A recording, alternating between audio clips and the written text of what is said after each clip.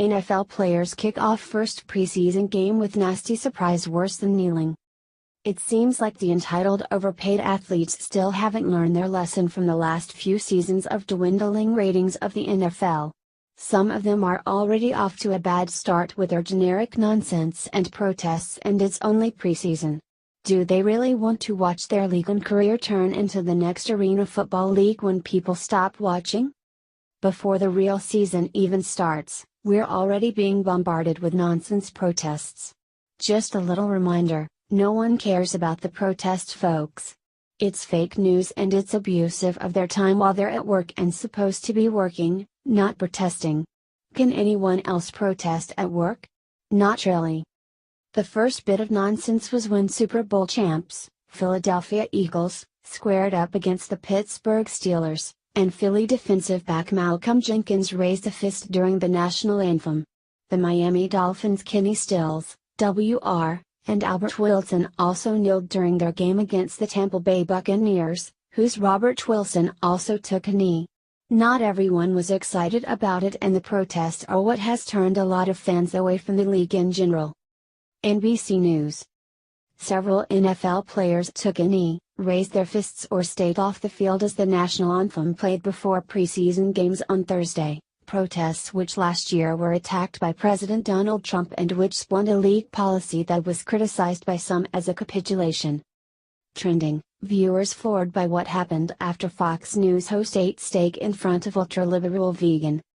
One of those players was Philadelphia Eagles safety Malcolm Jenkins, who raised a fist during the anthem before the team's game against the Pittsburgh Steelers, NBC Sports reported.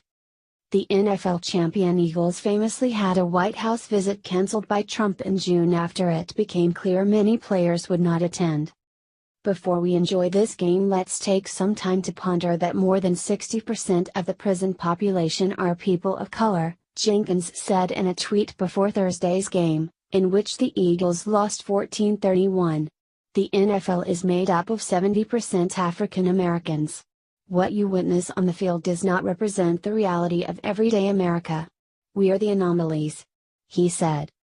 Miami Dolphins wide receivers Kenny Stills and Albert Wilson kneeled during the anthem, and defensive end Robert Quinn stood and raised his right fist during the team's exhibition game against the Tampa Bay Buccaneers, according to NBC Miami.